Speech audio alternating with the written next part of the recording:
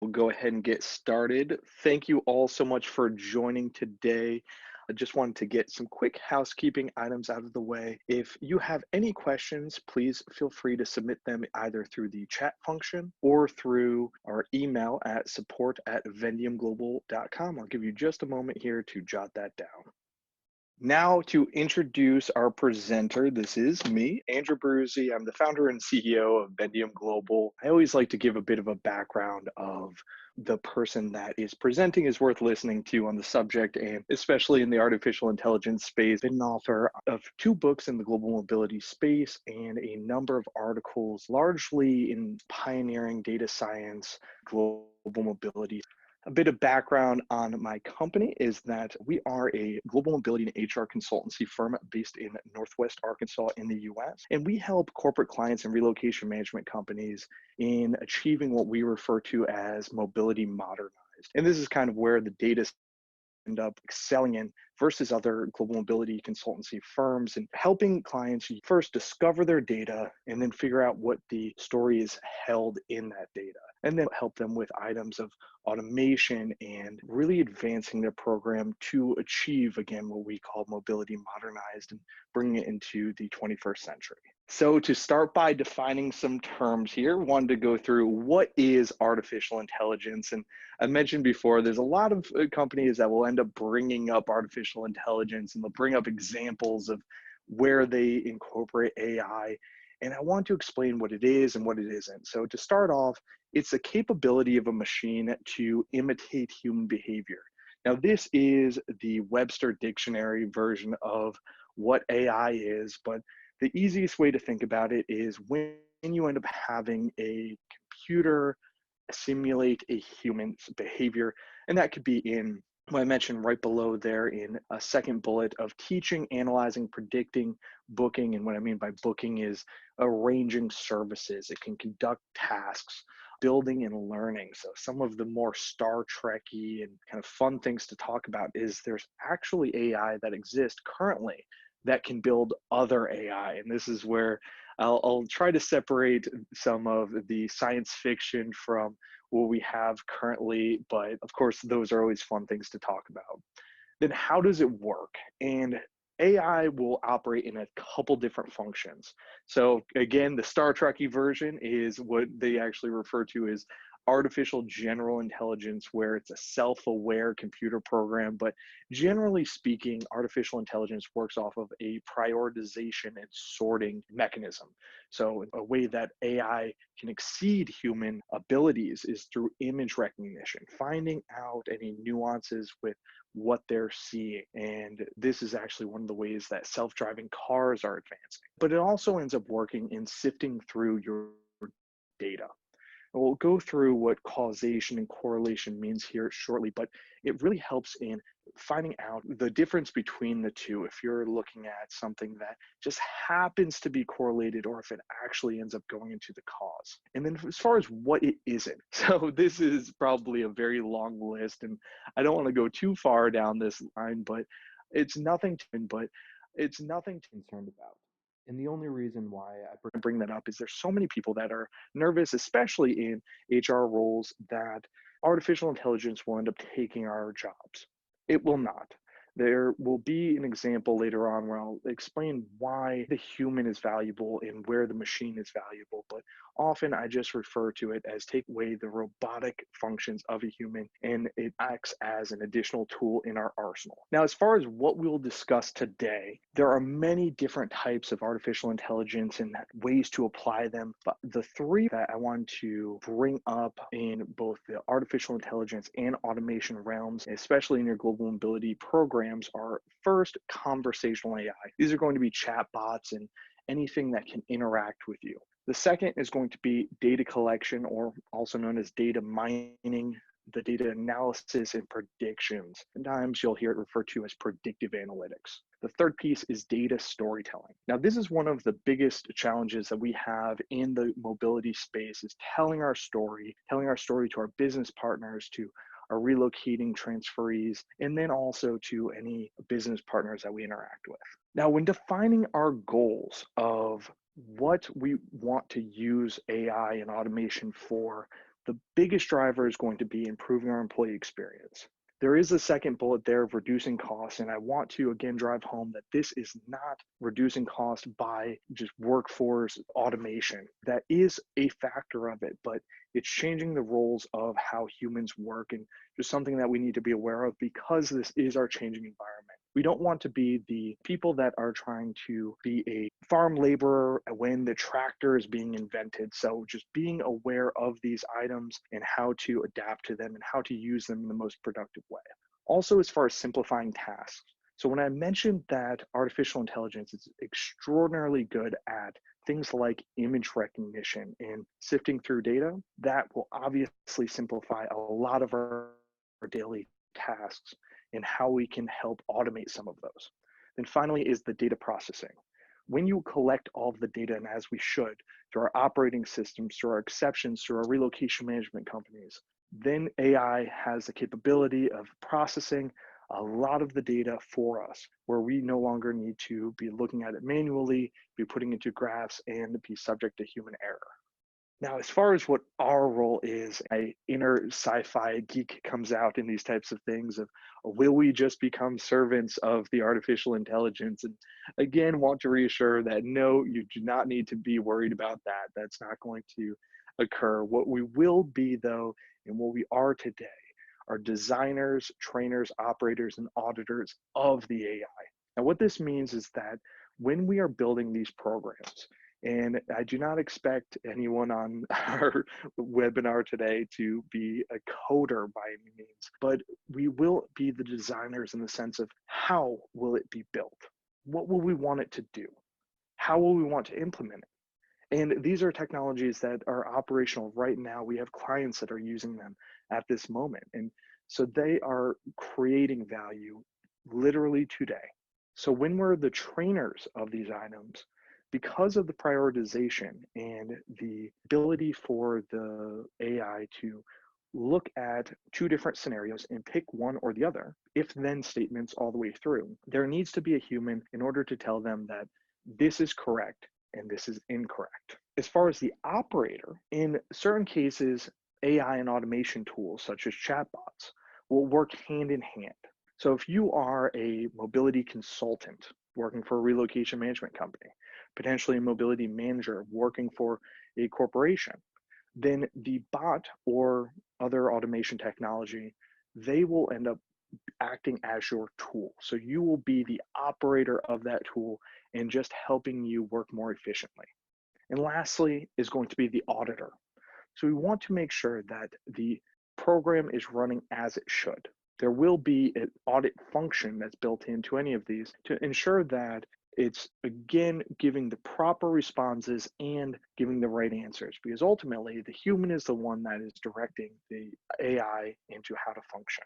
Now, here's a bit of a funny quip of how robots are taking over, right? So it seems very intimidating, and I happen to really like this cute little robot here. So be very, very afraid. Now, as far as what a bot is, and we'll hear these terms thrown around, it is the conversational artificial intelligence or conversational AI. Now, a bot is, again, a robot, but it's not a robot in the sense of the science fiction realm. It's a program that can respond in a way that humans would. They can deliver information or receive information in mining function, where you're asking folks that are interacting with the system to provide data to them. It would be the same thing as a human asking for questions. This could be through surveys, this could be booking services. We have some real estate broker clients that will use bots in order to figure out if someone interacts with their website and they say, I am looking to purchase in this price range in this specific area, and these are some of the things that are important to me. The bot can then deliver the information over to a human. This works also well in the relocation operation realm, where you can ask for data upfront in a number of different ways. And we'll go through some of those here shortly. Then as far as delivering information, this is probably one of the biggest bench strengths of a bot, of sharing details. So it can share in a number of different ways, and that is one of the core functions of the bot. Now, some bots are actually built to perform tasks. They will arrange services or complete a task for you. Now, the last bullet there where it says, will it pass a Turing test? This is actually a fun piece of any kind of AI development. And I wanted to call this out. A Turing test is when a human does not realize that it is interacting with a bot. And there are bots right now that are operating on this level that I actually used one recently that was trying to convince me that it was not a bot. I was asking to be connected with a human, and it was responding back to me of, I am a human, ask me anything. And I knew that it wasn't. And again, in developing these for a living, I recognized a lot of the traits. And it was just fascinating that our technology has advanced this far through machine learning and recognizing how humans will respond to certain things, because ultimately these computer programs are pattern matching machines, just like the human brain, actually. Now, as far as the teaching function, I mentioned before, a big bench strength of bots is delivery of information. Now, it can explain in video, audio, graphics, and text. If you end up thinking of how a human will learn best, if you would sit in front of a teacher in a classroom, these are all the ways that professor would teach us. And when a bot can deliver the same information whenever someone would like that information to be received, a good example for us is, what if your transferee just arrived in another country? They're in a different time zone and no one is awake in the host country, and you have a question. Go through their cell phone and give them a video example of how to enter into their new apartment. And this bot can have all the answers preloaded into it. So they're not sifting through emails. They can just ask in a live manner, in a way that a human would communicate in the way that the transferee wants to communicate in, communicates natively. These can look like a Facebook Messenger. They can look like a text or WhatsApp or a website, a number of different platforms to operate in the same way that the human is used to interacting. Then, as far as sharing the right information at the right time, this is essential when we're having a candidate experience, or even when we end up going to a transferee. A great example of this is, how many times have you had a situation where the transferee or the candidate, and I'll use a candidate as a good example, the candidate is asking for a copy of your relocation policy and they have yet to join your company. Do you want to give them the entire policy when they could be going to your competitor? Or do you want to put them in touch with a conversational AI that will interact like a human, that again could quite literally speak to them or be spoken to, receive verbal commands, and deliver the right information that you are comfortable delivering? You're not handing off to a member of recruiting that may be new or that you need to train in order to deliver the right information, that may deliver the wrong information, because we've all been there. We've all had the situation where a business partner said the wrong thing, and then either you have an exception or an unhappy transferee down the line. These are values that a bot can provide. And then also in seeing what questions they have. I often end up saying, and anytime that we have any meeting with a client, that if you could create the perfect employee, they would be available 24/7, they would never get sick, they would always give the right answer, and they would give a report to you at the end of every day. As a matter of fact, they would be running a live report. Now, if a human did that, it would be time prohibitive. They would spend way too much time in doing those things, but a bot will do that automatically. Now, as far as the learning aspect, this is part of the information. When I mentioned that the bot will take in the information and process it for you, they can collect surveys. If you think of how humans want to interact, especially in taking a survey, no one wants to take a survey. Generally speaking, the industry average for survey returns are going to be for any of your numbers, because what you're looking at are the people that are either very upset or very happy. And what time did they give the survey? Was it right after their household goods got delivered and they found out that family heirloom was broken? Was it before some services were rendered, so they answered that it was fine because they had yet to experience a good or bad thing? This is one of the values of, especially in collecting live survey data through a bot, that can interact with them whenever they go into, let's say, your operation system. Now, as far as collecting data, this could be anything from the real estate example that I gave a moment before, or collecting data of when you're having your company onboarding, of the transferee that's coming through that they need to deliver data over to a mobility manager, let's say their passport information, different personal information. The bot can collect that for the human and again, collect it at any time of day. So you don't need to worry about sending over a bunch of questions and being lost in the email pile. You can send it in the form of a bot that will have an internal checklist and make sure that they keep track of all of those. With the mapping of the pathways, this is important as far as seeing where your employees are wanting to go, what questions they have, and where they clicking on to know this is where we need to improve. And again, back to the data mining piece where the collecting of data is highly important and seeing the tracking. And when you monitor the clicks of your team, then you know what they're spending their time on. Now, I love the operations functions of these tools because you can send service orders, provide consulting, what we mentioned before of explaining benefits and explaining how you can perform certain tasks, the same of a relocation consultant, but in the form of a medium that they are interacting with that will act like a human being. It also has the ability to do a human handoff where if there is someone, again, like the example of that bot I was interacting with, where I was requesting a human and it was trying to convince me that it was a human, the best bots will actually do a human handoff and have a human handoff function to it, where if you have a more detailed question that is the bot is programmed to answer, then it will be a warm handoff with all of the data that you've already provided, so you don't need to answer the same questions again. Obviously, we are very data-driven organizations, and if you're not, then you absolutely should be. So providing reporting and dashboards of how people are interacting, and a great example of this, and this could be a fun challenge for any of your team, is ask your team what questions they were asked the past week, the past month, how many they were asked, how many times did they have to perform a certain task. And those are the questions that most people won't be able to answer because they'll do it without thinking. It just becomes part of your day, part of the repetition. Now, a bot will actually have the reporting function built into it, which is one of the biggest value drivers of their functionality. Now, I mentioned in interacting how humans like to interact because we're on our phones all day long. These come from design thinking sessions.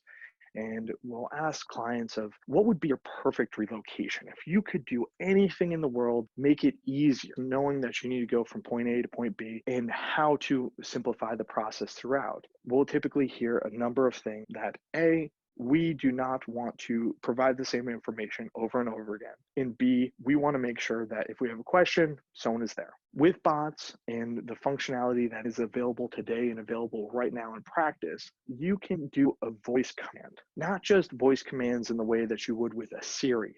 But imagine if you were cooking your family dinner and you could ask Alexa to have the realtor arrive on Tuesday at 2 p.m. This is technology that exists right now. As far as mobile goes, I mentioned before texting or interacting with a web platform through your phone or other mobile device, your iPad, those types of things. That's entirely available. Also with web, through just standard websites. Another great function is with email. If you're receiving the same questions very often, AI can go into your email and bots can respond for you of recognizing questions that come up. It will be an autoresponder.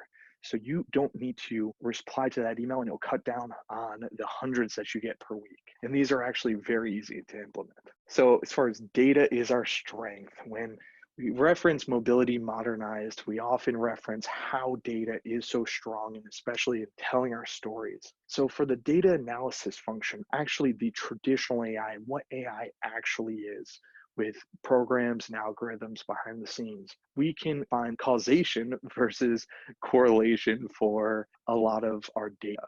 So the correlation is simply that two things appear to be similar. They appear to be related. This can happen a lot when we have emotional responses to things because our brains are fantastic pattern matching machines. But ultimately, any artificial intelligence algorithm is built on the same kind of functionality that our brain does, of finding the actual correlation between things. And then because it's seeing how things are correlated, it can find the causation, what actually is the cause of something, and not just the emotional trigger for it, because ultimately the program has no emotion. It is simply operating in a set of prioritization and statistical probability. And that is where it rolls into predictive analytics. If you have your data and your trends, even if it's just the past year, then your data will tell a story and a likelihood, again, the probability of certain things happening. And that's how predictive analytics work. So if you knew that you had a certain amount of relocation authorizations throughout the year, and each month we're seeing trends, you can have a human go ahead and look at that data if they actually are tracking that data, or you can have a machine do it. The machine can find that as well as the causation of certain things. That I'll use an example, and I'm making this up, but anyone that's authorized in the summer will have a lower survey score. That could be for a number of factors, and that actually is likely true in many situations because they're going to have less shipping companies available, they're going to have slower transit times, there's a lot of people traveling, a lot of people relocating, the property market's going to be at the highest level. All of those factors play into causation and make sure that the human is not confusing the correlation. When I mentioned before of image recognition, a fun thing is whenever you log in to a website and it asks you to identify street signs or cars or something in those images, what you're actually doing is you're teaching self-driving cars how to drive. Most people don't recognize that we're actually providing a service there when we're doing that. And it's because it's reinforced into the computer program. So vehicles like Tesla are learning how to do that. So how we use that in mobility is through when walking through a home, you can have your iPad look at the home and write the property description before the agent gets to the car. This is, again, already in function. There's different companies that are offering this technology where the program is just viewing through your camera and it can see there's crown molding, there's carpet, there are hardwood floors, there are a certain type of cabinet, these types of things. We can also use it for household goods surveys where you no longer just have the human, because we've seen video surveys and some of the value of that, but ultimately they are less accurate than a human going in. And that's just because the difference is rather than having a human walking around, you're having a human watch the video. So obviously that is a separation from actually being there. So instead, if you have the AI view the video and then a human can double check them, be that audit function that we referenced before, it can be a much higher value add. Then lastly is looking at your data from your operating systems. I mentioned before, there's so many different data points that are valuable that again, we might not even be thinking about in the discovery of causation of items. A big piece of this is looking at our exceptions. We often hear we want to reduce exceptions or we want to do a policy change because of exceptions. What if you're looking at your data and you could predict exceptions?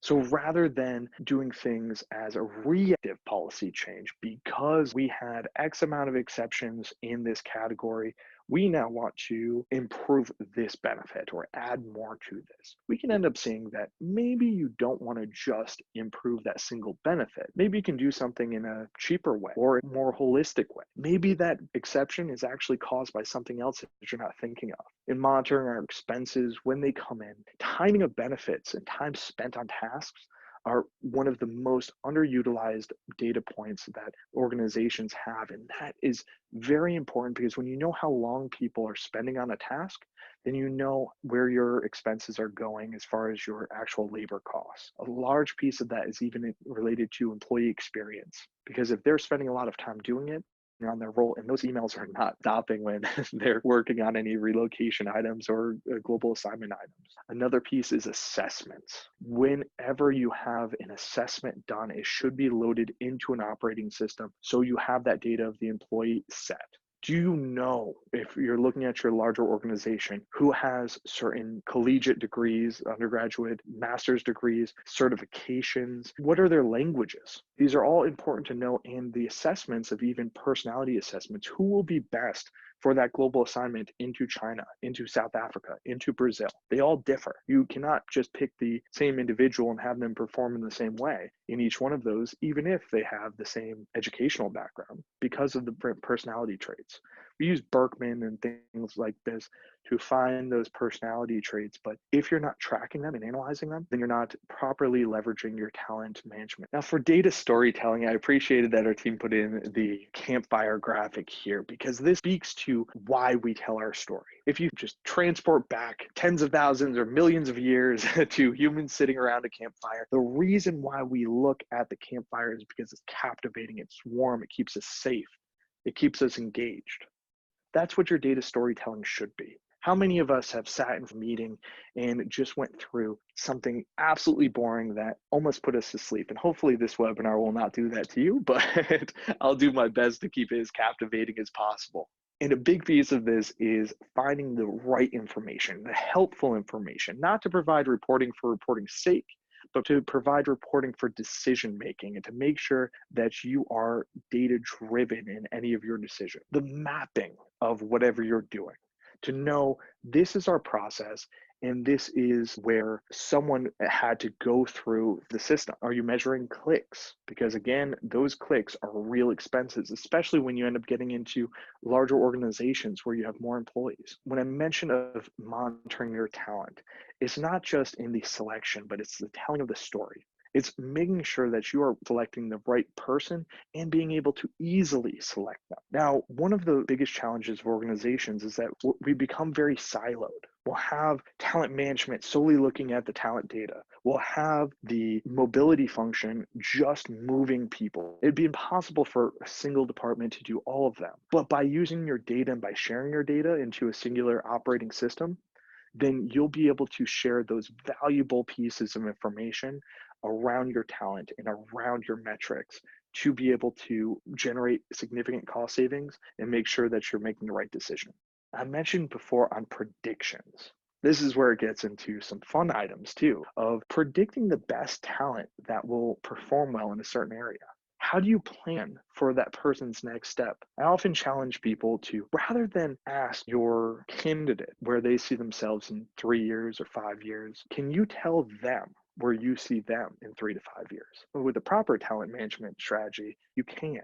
You can also plan for your budget. Now, whether or not you're operating a centralized or decentralized mobility budget, either way, your business partners want to know what your expenses are going to be. You'll do that from looking at your previous year data and by seeing other things in the organization. Is recruiting doing an uptick? Are they going to be gearing up because there was a new business unit that just started? Are you aware of any? In a lot of organizations, you wouldn't be because of that silo that occurs. So by monitoring and seeing what other functions of the business are and not being siloed, then you can more effectively plan for budget and you can have an automated tool running in the background that you're not even thinking of that will tell you of what you should predict and a hard probability number of what it would be. So when someone says, how sure are you of this prediction? You can give them a number. Also in predicting exceptions. When I mentioned not being reactive to policy changes or process changes, when I'm not being reactive, but to be proactive,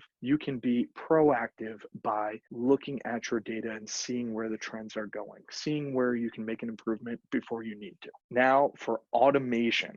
I mentioned automation is our secret, and so often organizations that are running very lean and efficiently, it's because they have effective automation and it is their secret. Automation in any of these categories here, if your organization is not doing them right now, then you are falling behind. And that's nothing to be nervous about, but it's something to put in your plans for 2020. Automating your training is one of the most effective ways to prepare your workforce for the future. You either are going to be diverse workforce if you aren't effectively retaining your talent, and a big piece of this is development. Have a system where someone could go in and take an automated training where they can hit play and go through a computer-based learning. Have them able to take assessments that will show them where they're strong and where they are weak. A challenge that most organizations have is whenever you get up to the either mid-year or annual review, what did the manager remember of that employee's performance, especially if you have larger teams? They're going off of emotion there, and one of the most difficult parts of emotion is it works in both directions. The employee will feel bad because they're thinking that their manager is playing favorites. And often the manager might be playing favorites without even knowing it. When you go to things like calibration, when you're putting a number of managers in a room and trying to figure out who actually was the top performer, do the other managers know actually everything that that individual is doing? When you're looking at a data set then that now becomes objective rather than subjective. You're basing your talent planning, talent selection, again, for who's going to go on that global assignment, who can perform that project, who's going to open that new center that we are doing in a different region. You can do that based off of the data and based off of the assessments. There was a challenge that I asked a client to do a number of months back, and they were taken back by a challenge that I brought up to them. And I told them to quiz their team, to write an actual quiz for job knowledge. And they were offended that I asked them to do this. And I did not intend any offense of this, but the purpose was to actually assess proper job knowledge and industry expertise of the individuals in those roles, and not saying that they didn't know how to do their roles, but seeing where they were strong and where they could improve upon. Criticism is never a negative. It's always a way to improve upon these items. And if you're going solely off of how much you like the other person or how you feel that they're doing, then you're doing both the employee and the company a disservice. When you're basing it off of true metrics and true assessments of what's valuable, then you're adding value all the way across the board because you write job descriptions, not for the individual, but for the company. Those are what the tasks that the company needs. And if they're not, then perhaps you should change the job scripts. And this is what your data will tell you. I mentioned of automating can deliver data to the employee when they need it. It explains policy. So great example when I mentioned before of the candidate experience. Now, if you had your candidate get their questions answered, and then you only gave them partial information because, again, they have yet to join the company, then you can have the bot explain a whole more detailed segment of policy information as soon as they actually accept. You can explain the information of the area of where they're going to be moving to, some fun things like restaurants and entertainment and where they can bring their kids, places of worship, things like that to help them assimilate better to the new area. And these are things that you can pre-program to make sure that you're giving the right information so they're not just hopping on Google and hoping for the best, or speaking with a consultant that may not even live in that same state or same country. You can give information of the company and how you want their onboarding to go. And the last piece that I have on here is for expat contact. One of the biggest challenges that expats will face, and they'll provide complaints on, is that they don't feel connected back to the headquarters. And this is often very true. They won't be. And they're not specifically because they are losing contact of information, of news, of just normal correspondence. If you automate their contact of either assessments or check-ins or even delivery of news to them, then they'll feel much more connected and want to engage a lot more. When you're looking at how automation or AI can help you in your role, these are some key questions that will end up helping you in that process. And some of these, especially the last one there, I don't want you to feel concerned about because none of these are wrong. It's not about right or wrong. It's just about efficiency and how to make it more effective. So the first is, what do I repeat? Are you repeating the same answers to the same questions over and over again? I know that we get so bogged down with emails and we'll just answer things robotically. But again, this is why we should hand off the robotic functions to the robots. If you're repeating yourself very often, and this could be in trainings, do you have to host weekly, monthly, quarterly, biannually training sessions for your business partners? Is there a more effective way to do that? And can you automate that? And the answer absolutely is yes. Now, as far as what you would want to predict, if you are building best program, if you can look into a crystal ball and predict the future, what would you want to predict specifically? Would you want to predict volume so you can tell your relocation management company what to expect? Would you want to predict expenses so you can notify your finance teams? There's a number of different things that you could do, and this is what data storytelling can do for you. As far as what do you hear, a lot of this has to do with complaints or what the business partners are wanting from mobility. Now, if we write policies to only handle certain things, then we're going to be inflexible. And there could be a new facility that's opening up that requires a group move that we may not have a solution for yet. So by trying to figure out what you're hearing and where you can be proactive as far as an adjustment on, that will tell you of where you should improve as far as AI and automation in your processes, because we should be flexible, and we should be flexible in a formal way. And I'm saying that so we aren't just flexible in the case of we'll do whatever we need to do whenever we need to do it, because that's also improper. We want to have a process for any of these things, and we want to be, again, strategic rather than reactive. Now, the last item I called out even from the beginning of the slide, what do I not want to do? I know this seems funny, but if there is a pain point of your day, if you have a task that is just really annoying that you do not get excited for. I had a previous manager that she referred to them as frogs, that when you would start the day, then you would have to eat the frog first because no one would want to eat the frog. So just eat the frog. Get it out of the way so you can have your day continue on as success. If something is a pain point, then you probably want to automate it or add some technology to assist you with that. Now, as far as what the perfect program can be, and this is where we can get as Star Trek-y as we want to. You know, there was recently an organization that I was speaking to. They're a tech organization, and they asked me of what I predicted the future of AI would hold, because we hear so many scary things. We hear that potentially it could be Skynet, where the robots will take over and there'll be artificial superintelligence that will make humans extinct. Now, this is potentially possible. And so I don't want to veer anyone away of looking at AI in rose-colored glasses, because this is a largely unregulated industry right now. But what AI is good at is prioritization. Now, the dangers of this are if you would do something like make a human being happy, and that was the role of the AI, then it would do everything that could do to make a human happy. It would connect us into the matrix and create a dopamine serotonin dump, and then we would be entirely happy all the time. That is not what we would want.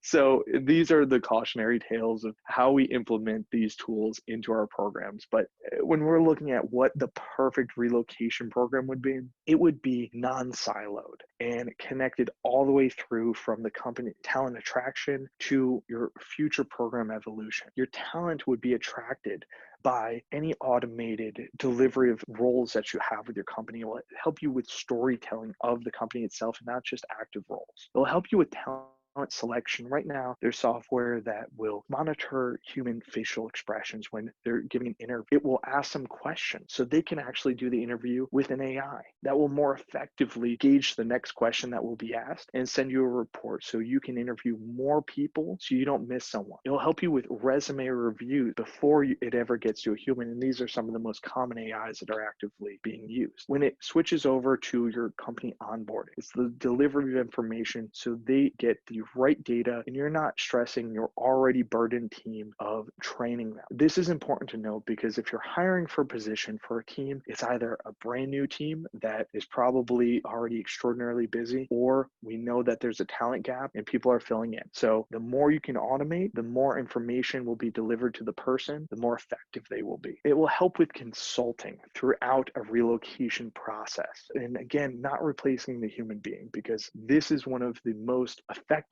times for a human to interact, and probably one of the most important. The three most stressful times in someone's life are death, divorce, and relocation. And by having the human presence, then you can ease a lot of their stresses. But there are certain times when an AI or automated tool can be used effectively for the transfer of information or collection of information to make sure that that employee has as seamless of an experience as possible. As far as collecting of surveys, the most effective way that you can survey someone is constantly. However often you can, it creates more of data points and you can actually have a plot chart rather than just a single point.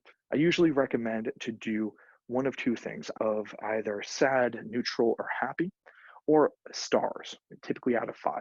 This will have them give a quick one-click response whenever they can. And it could ask them a specific question whenever it pops up in their operating system, whenever they're submitting an expense or interacting with the AI for area information, these types of things, so they can give live feedback of how they're feeling at that moment, so you can actually see where was the breakdown, where were they most happy and where were they most sad, where were they enjoying their experience and where was kind of a rockier thing that you should look to improve. And then lastly is program evolution. When you are looking to improve your mobility program, then you'll want to look at your data. And I know I've said this a lot, but it's very important to make data-driven decisions in order to make any adjustments, that you're not just adding more of a certain benefit because someone asked for it. A great example of this is a design thinking session that we held of former transferees. And these transferees were people that moved both domestically and internationally for permanent moves. And we asked them what they wish they had more of. We received a number of different responses, and the number one piece was money. So if we just throw money at the issue, it's probably not solving it. And often when companies switch to even lump sum program options because they hear their people just want money and the money creates flexibility, then they lose sight of where that cash is going. Are people using it to pay off their credit card, or are they using it to pay their household goods mover? Are they paying the household good mover that they should, or did they just pay a household goods mover that they found on Craigslist and came and packed up their items, collected the move check, and then made away with all of their items and the check? And that's actually a real story that happened with a client of ours. So this is where it's important for you to make data-driven decisions and to provide the right information to your employee. We have our email address on the screen in our website. You all have a wonderful day, and we'll sign off now. Thank you.